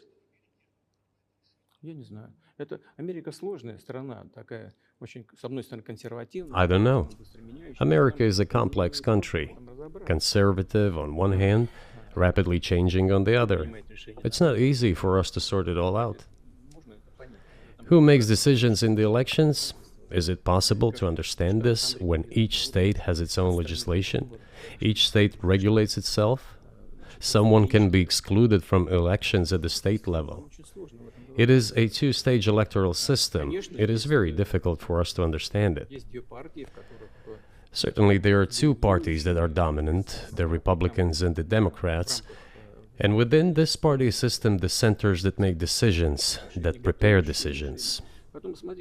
Then, look, why, in my opinion, after the collapse of the Soviet Union, such an erroneous, crude, completely unjustified policy of pressure was pursued against Russia? After all, this is a policy of pressure. NATO expansion, support for the separatists in Caucasus, creation of a missile defense system. These are all elements of pressure. Pressure, pressure, pressure. Then, dragging Ukraine into NATO is all about pressure, pressure, pressure. Why? I think, among other things, because excessive production capacities were created. During the confrontation with the Soviet Union, there were many centers created and specialists on the Soviet Union who could not do anything else. They convinced the political leadership that it is necessary to continue chiseling Russia, to try to break it up, to create on this territory several quasi-state entities, and to subdue them in a divided form, to use their combined potential for the future struggle with China. This is a mistake, including the excessive potential of those who worked for the confrontation with the Soviet Union. It is necessary to get rid of this. There should be new, fresh forces, people who look into the future and understand what is happening in the world. Look at how Indonesia is developing. 600 million people. Where can we get away from that? Nowhere. We just have to assume that Indonesia will enter, it is already in, the club of the world's leading economies, no matter who likes it or dislikes it. Yes, we understand and are aware that in the United States, despite all the economic problems, the situation is still normal, with the economy growing decently.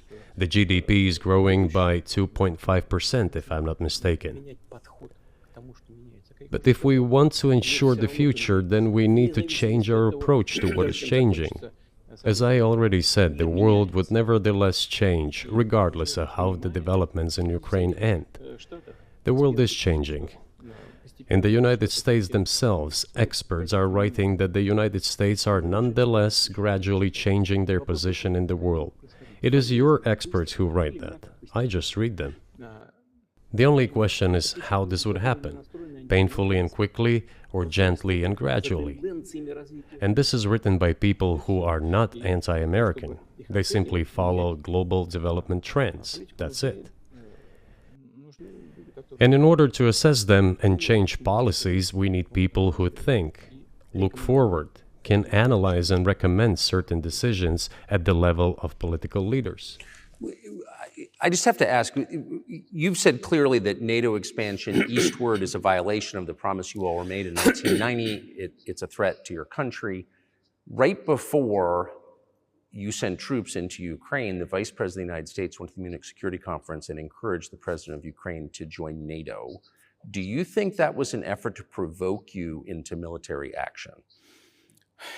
Мы просто, я еще раз повторяю, мы многократно предлагали... I repeat once again, we have repeatedly proposed to seek a solution to the problems that arose in Ukraine after 2014 coup d'etat through peaceful means. But no one listened to us. And moreover, the Ukrainian leaders who were under the complete US control suddenly declared that they would not comply with the Minsk agreements. They disliked everything there and continued military activity in that territory.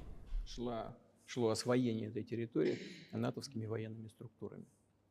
Под видом различных центров. And in parallel, that territory was being exploited by NATO military structures under the guise of various personnel training and retraining centers. They essentially began to create bases there. That's all. Ukraine announced that the Russians were a non-titular nationality, while passing the laws that limit the rights of non-titular nationalities in Ukraine. Ukraine, having received all these southeastern territories as a gift from the Russian people, suddenly announced that the Russians were a non-titular nationality in that territory. Is that normal? All this put together led to the decision to end the war that neo-Nazis started in Ukraine in 2014. Do you think Zelensky has the freedom to negotiate a settlement to this conflict?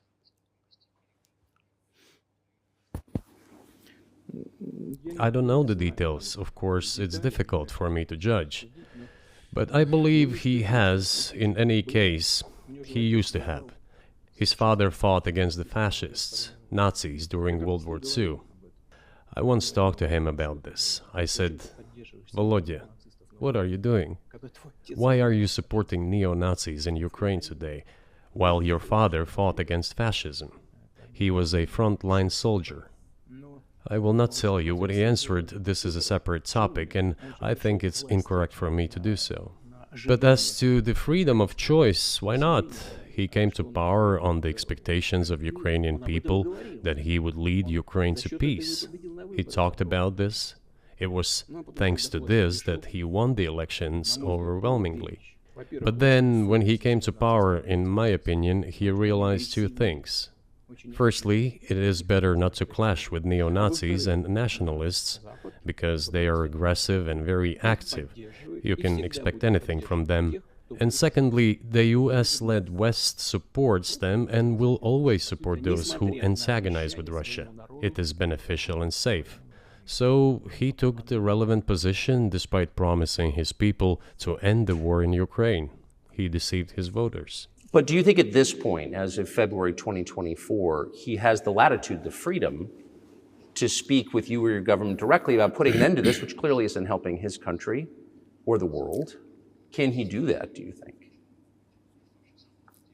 Ну, а почему нет? Он же Why not? He considers himself head of state. He won the elections. Although we believe in Russia that the coup d'etat is the primary source of power for everything that happened after 2014. And in this sense, even today, government is flawed. But he considers himself the president, and he is recognized by the United States, all of Europe, and practically the rest of the world in such a capacity. Why not? He can. We negotiated with Ukraine in Istanbul. We agreed. He was aware of this. Moreover, the negotiation group leader, Mr. Arahamiya is his last name, I believe still heads the faction of the ruling party, the party of the president in the Rada. He still heads the presidential faction in the Rada, the country's parliament. He still sits there. He even put his preliminary signature on the document I am telling you about. But then he publicly stated to the whole world, we were ready to sign this document, but Mr. Johnson, then the Prime Minister of Great Britain, came and dissuaded us from doing this, saying it was better to fight Russia. They would give everything needed for us to return what was lost during the clashes with Russia, and we agreed with this proposal. Look, his statement has been published. He said it publicly. Can they return to this or not? The question is, do they want it or not? Further on, President of Ukraine issued a decree prohibiting negotiations with us. Let him cancel that decree, and that's it. We have never refused negotiations, indeed. We hear all the time, is Russia ready? Yes, we have not refused. It was them who publicly refused. Well, let him cancel his decree and enter into negotiations. We have never refused. And the fact that they obeyed the demand or persuasion of Mr. Johnson, the former Prime Minister of Great Britain, seems ridiculous and very sad to me. Because, as Mr. Arahamiya put it, we could have stopped those hostilities with war a year and a half ago already. But the British persuaded us and we refused this. Where is Mr. Johnson now? And the war continues. That's a good question. Where do you think he is and why did he do that?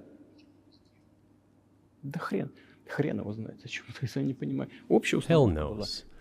I don't understand it myself. There was a general starting point. For some reason, everyone had the illusion that Russia could be defeated on the battlefield.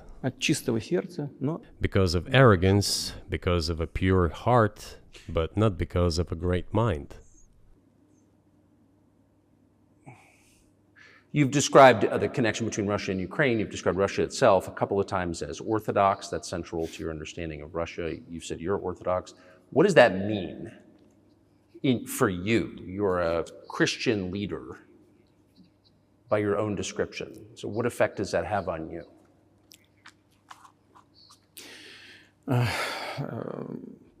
You know, as I already mentioned, in 988, Prince Vladimir himself was baptized following the example of his grandmother, Princess Olga. And then he baptized his squad, and then, gradually, over the course of several years, he baptized all the Rus. It was a lengthy process, from pagans to Christians. It took many years. But in the end, this orthodoxy, Eastern Christianity, deeply rooted itself in the consciousness of the Russian people. When Russia expanded and absorbed other nations who profess Islam, Buddhism, and Judaism, Russia has always been very loyal to those people who profess other religions. This is her strength. This is absolutely clear. And the fact is that the main postulates, main values are very similar, not to say the same, in all world religions I've just mentioned, and which are the traditional religions of the Russian Federation, Russia. By the way, Russian authorities were always very careful about the culture and religion of those people who came into the Russian Empire. This, in my opinion, forms the basis of both security and stability of the Russian statehood. All the peoples inhabiting Russia basically consider it their motherhood. If, say, people move over to you or to Europe from Latin America, an even clearer and more understandable example, people come, but yet they have come to you or to European countries from their historical homeland. And people who profess different religions in Russia consider Russia their motherland. They have no other motherland. We are together. This is one big family, and our traditional values are very similar. I've just mentioned one big family, but everyone has his, her own family. And this is the basis of our society. And if we say that the motherland and the family are specifically connected with each other, it is indeed the case, since it is impossible to ensure a normal future for our children and our families unless we ensure a normal, sustainable future for the entire country, for the motherland. That is why patriotic sentiment is so strong in Russia. But can I say that the one way in which the religions are different is that Christianity is specifically a nonviolent religion. Jesus says, turn the other cheek, don't kill. How can a leader who has to kill, of any country, how can a leader be a Christian? How do you reconcile that to yourself?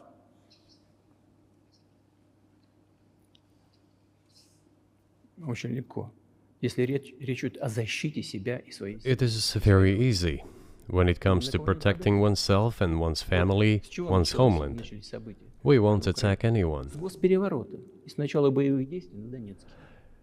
When did the developments in Ukraine start?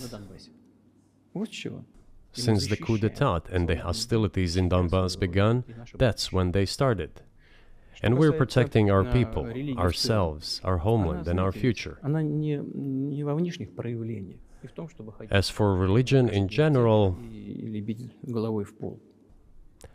you know, it's not about external manifestations. It's not about going to church every day or banging your head on the floor.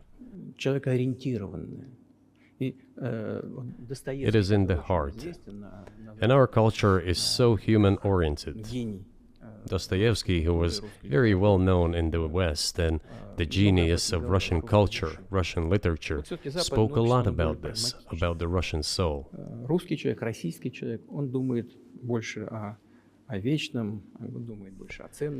After all, Western society is more pragmatic. Russian people think more about the eternal, about moral values.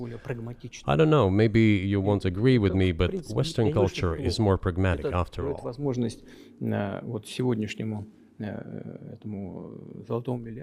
I'm not saying this is bad. It makes it possible for today's golden billion to achieve good success in production, even in science and so on. There's nothing wrong with that. I'm just saying that we kind of look the same, but our minds are do you see the supernatural at work as you look out across what's happening in the world now? Do you see God at work? Do you ever think to yourself, these are forces that are not human? No, to be honest, I don't think so. My opinion is that the development of the world community is in accordance with the inherent laws, and those laws are what they are. It's always been this way in the history of mankind. Some nations and countries rose, became stronger and more numerous, and then left the international stage, losing the status they had accustomed to. There's probably no need for me to give examples, but we could start with the Genghis Khan and horde conquerors, the Golden Horde, and then end with the Roman Empire. It seems that there has never been anything like the Roman Empire in the history of mankind. Nevertheless, the potential of the barbarians gradually grew, as did their population. In general, the barbarians were getting stronger and began to develop economically, as we would say today. This eventually led to the collapse of the Roman Empire and the regime imposed by the Romans. Этот процесс, However, it took 5 centuries for the Roman Empire to fall apart. в сегодняшней ситуации The difference with what is happening now процессы изменений is that all the processes of change are happening at a much faster pace than in Roman times. So when does the AI empire start, do you think? у меня все в более You're сложные asking вопросы. increasingly more complicated questions. To answer them, you need to be an expert in big Для того, numbers, чтобы big ответить data, одному and конечно, AI. специалистам в Mankind is сфере currently чисел, facing many threats. в сфере Due to the genetic researches, it is now possible to create a superhuman, a specialized human being, a genetically engineered athlete, scientist, military man. There are reports that Elon Musk has already had a chip implanted in the human brain in the USA. Илон Маск внедрил уже чип в мозг какого-то человека. What do you think of that? Ну, Маска, я думаю, что Маска остановить Well, невозможно. I think there's no stopping Elon Musk. He will do as he sees fit. Надо искать Nevertheless, способы. you need to find some common ground with him, search for ways to persuade him. I think he's a smart person, I truly believe he is. So you need to reach an agreement with him because this process needs to be formalized and subjected to certain rules. Того, что будет происходить с ним в связи с развитием вот этих новейших исследований и технологий. В генетике, либо Humanity has to consider what is going to happen due to the newest development in genetics Поэтому or in AI. вот One тогда, can make когда an approximate человечество prediction of what will почувствовало happen. угрозу своему существованию от ядерного оружия, все начали обладатели ядерного Once оружия начали mankind между собой felt an договариваться, existential потому threat что coming понимали, from что nuclear их weapons, неаккуратное применение all может nuclear привести nations began to к come to тотальному terms with one another since Когда they realized наступит the понимание того, negligent что use of nuclear на weaponry беспредельное, could drive бесконтрольное humanity to развитие extinction. искусственного интеллекта, либо генетики, либо еще каких-то современных направлений, остановить которые невозможно. It is Всё равно impossible их to исследовать stop будут, так же, research как in genetics невозможно было or скрыть AI всё, today, такую эпоху, just as it was человечество impossible to невозможно stop the use of gunpowder исследовать back in the в day. другой области. Эти исследования все равно будут. Но когда человечество почувствует угрозу для себя, But as soon as we человечество realize that the threat тогда comes from unbridled and uncontrolled development of AI, or genetics, or any other field, the time will come to reach an international agreement on how to regulate these things. I appreciate all the time you've given us. I just got to ask you one last question, and that's about someone who's very famous in the United States, probably not here, Evan Gershkovich, who's the Wall Street Journal reporter. He's 32, and he's been in prison for almost a year. This is a huge story in the United States, and I just want to ask you directly, without getting into the details of it or your version of what happened, if as a sign of your decency, you would be willing to release him to us and we'll bring him back to the United States.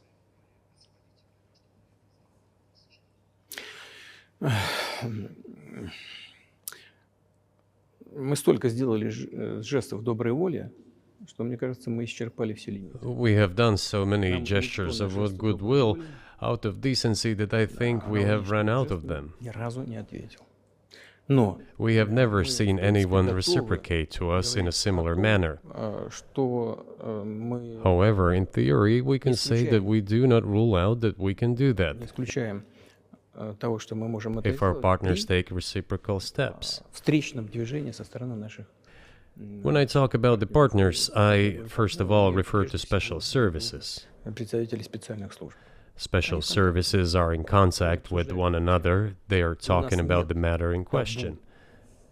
На то, чтобы не решить эту There is no taboo to settle this мы issue. готовы ее решать. We are willing to solve Там it. есть определенные условия, которые But there are certain terms being discussed via special services по channels. партнерским каналам между спецслужбами. I believe an agreement can be reached. Да. So typically, I mean, this stuff has happened for obviously centuries. One country catches another spy within its borders, it trades it for one of its own intel guys in another country. I think what makes, and it's not my business, but what makes this different is the guy's obviously not a spy, he's a kid. And maybe he was breaking your law in some way, but he's not a super spy, and everybody knows that. And he's being held hostage in exchange, which is true. With respect, it's true, and everyone knows it's true. So maybe he's in a different category maybe it's not fair to ask for somebody else in exchange for letting him out. Maybe it degrades Russia to do that. Вы знаете, можно как угодно говорить, что такое шпион, что не шпион. You know, you can give different interpretations to what constitutes a spy, but there are certain things provided by law. If a person gets secret information and does that in conspiratorial manner, then this is qualified as espionage. And that is exactly what he was doing. He was receiving classified, confidential information, and he did it covertly. Maybe he did that out of carelessness or his own initiative. Considering the sheer fact, this is qualified as espionage. The fact has been proven, as he was caught red-handed when he was receiving this information. If it had been some far-fetched excuse, some fabrication, something not proven, it would have been a different story then. But he was caught red-handed when he was secretly getting confidential information. What is it then? But are you suggesting that he was working for the US government or NATO, or he was just a reporter who was given material he wasn't supposed to have? Those seem like very different things. Я не знаю, на кого он работал. Но повторяю еще раз. I don't know who he was working for, but I would like to reiterate that getting classified information in secret is called espionage, and he was working for the US Special Services, some other agencies. I don't think he was working for Monaco, as Monaco is hardly interested in getting that information. It is up to special services to come to an agreement. Some groundwork has been laid. There are people who, in our view, are not connected with special services. Let me tell you a story about a person serving a sentence in an allied country of the US. That person, due to patriotic sentiments, eliminated a bandit in one of the European capitals. During the events in the Caucasus, do you know what he was doing? I don't want to say that, but I will do it anyway. He was laying our soldiers, taken prisoner, on the road and then drove his car over their heads. What kind of person is that? Can he even be called human? But there was a patriot who eliminated him in one of the European capitals. Whether he did it of his own volition or not, that is a different question. Yeah, but Evan Gershkovich didn't do that. I mean, that's a completely different. I mean, this is a 32-year-old newspaper reporter. He committed something different. He's not just a journalist. I reiterate, he's a journalist who was secretly getting confidential information. Yes, it is different, but still, I'm talking about other people who are essentially controlled by the US authorities, wherever they are serving a sentence. There is an ongoing dialogue between the special services. This has to be resolved in a calm, responsible, and professional manner. They are keeping in touch, so let them do their work. I do not rule out that the person you refer to, Mr. Gershkovich, may return to his motherland. By the end of the day, it does not make any sense to keep him in prison in Russia. We want the US Special Services to think about how they can contribute to achieving the goals our special services are pursuing. We are ready to talk. Moreover, the talks are underway. And there have been many successful examples of these talks crowned with success. Probably this is going to be crowned with success as well. But we have to come to an agreement. I hope you let him out. Mr. President, thank you. I also want him to return to his homeland at last. I'm absolutely sincere. But let me say once again, the dialogue continues. The more public we render things of this nature, the more difficult it becomes to resolve them. Everything has to be done in calm manner. I wonder if that's true with the war, though. Also, I mean, I guess I want to ask one more question, which is, and maybe you don't want to say so for strategic reasons, but are you worried that what's happening in Ukraine could lead to something much larger and much more horrible? And how motivated are you just to call the U.S. government and say, let's come to terms?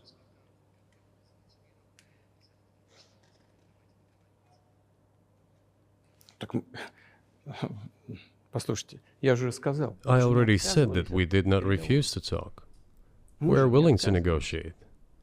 It is the Western side, and Ukraine is obviously a satellite state of the U.S. It is evident.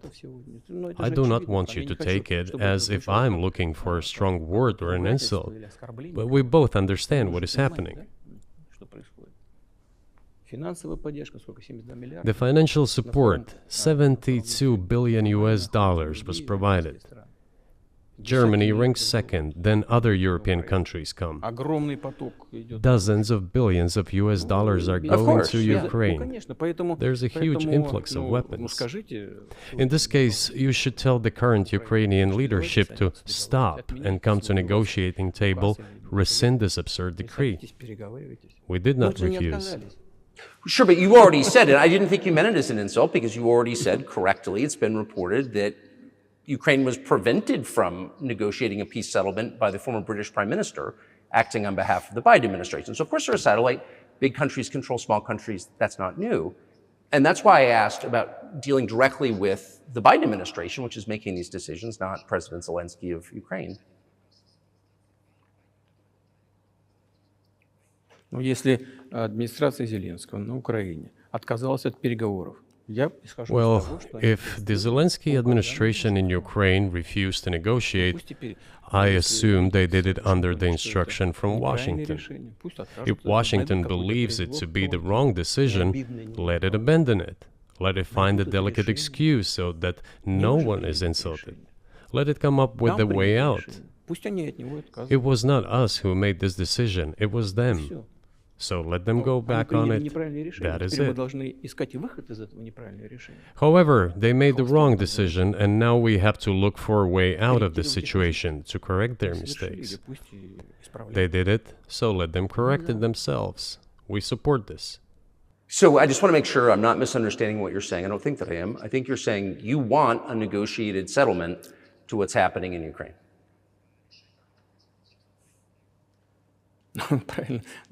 Right. And we made it.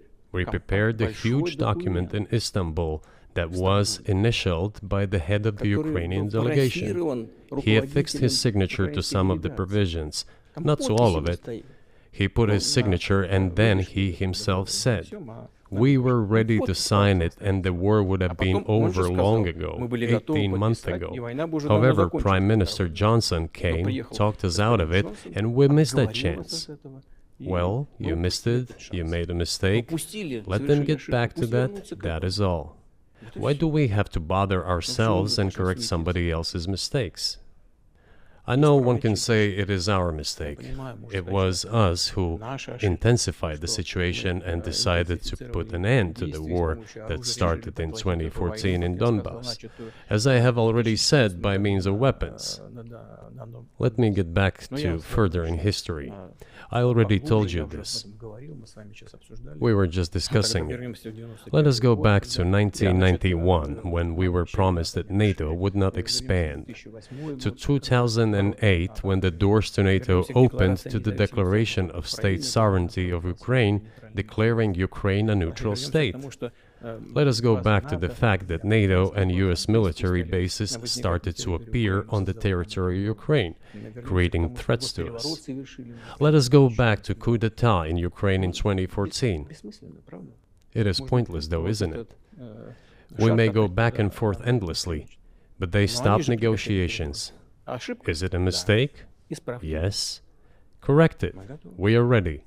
What else is needed? Do you think it's too humiliating at this point for NATO to accept Russian control of what was 2 years ago Ukrainian territory?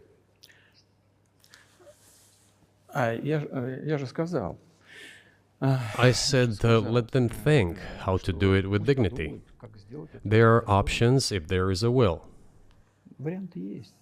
Но если желание. Up until now, there has been the uproar and screaming about inflicting a strategic defeat on Russia on the battlefield. Стратегического поражения России, поражения на Now they are apparently coming to realize that it is difficult to achieve, if possible at all. In my opinion, it is impossible by definition. It is never going to happen. It seems to me that now, those who are in power in the West have come to realize this as well. это осознание пришло. Подумайте теперь. If so, if the realization has set in, they have to think what to do next. We are ready for this dialogue. Would you be willing to say, congratulations, NATO, you won, and just keep the situation where it is now? Ну, вы знаете, это предмет переговоров. You know, it is a subject matter for the negotiations. No one is willing to conduct, or, to put it more accurately, Точнее сказать, хотят. they are willing but do not know how to do it. Я не только вижу, I know they want я to. знаю, что It is not just I see it, but I know they do want it. But they are struggling to understand how to do it. They have driven the situation to the point where we are at. It is not us who have done that. It is our partners, opponents who have done that. Well, now let them think how to reverse the situation. We're not against it. It would be funny if it were not so sad. Да, было бы смешно, если бы не было так грустно. This endless mobilization in Ukraine, the hysteria, the domestic problems, sooner or later it will result in agreement. Истерика, там, внутренние проблемы. You know, this probably sounds strange given the current situation, Все равно мы договоримся. И but the relations between the two peoples will be rebuilt anyway. в сегодняшней ситуации прозвучит. It will take a lot of time, but they will heal. Между народами восстановится. Потребуется много времени. I'll give you very unusual examples. Совсем приведу вам необычный пример. There is a combat encounter on the battlefield. Here's a specific example. Ukrainian soldiers got encircled. This is an example from real life. Our soldiers were shouting to them, "There is no chance. Surrender yourselves. Come out and you will be alive." Наши солдаты им кричат. Suddenly, the Ukrainian soldiers were screaming from there in Russian, perfect Russian, saying, Вдруг оттуда "Russians, do not surrender." на хорошем русском And all of them и perished. не сдаются. They still identify themselves as Russian. Они до сих пор русскими себя ощущают. В этом смысле то, что What is happening is, to a certain extent, an element of a civil war. Everyone in the West thinks that the Russian people have been split by hostilities forever. растащили No, they will be reunited. Нет, The unity is still there. воссоединение произойдет. Оно никуда и не делось. Why are the Ukrainian authorities dismantling the Ukrainian Orthodox Church? Растаскивают русскую православную церковь. Because it brings together not only the territory, Объединяет не территорию. it brings together our souls. И никому No one will be able не to удастся separate the их soul. разлучить.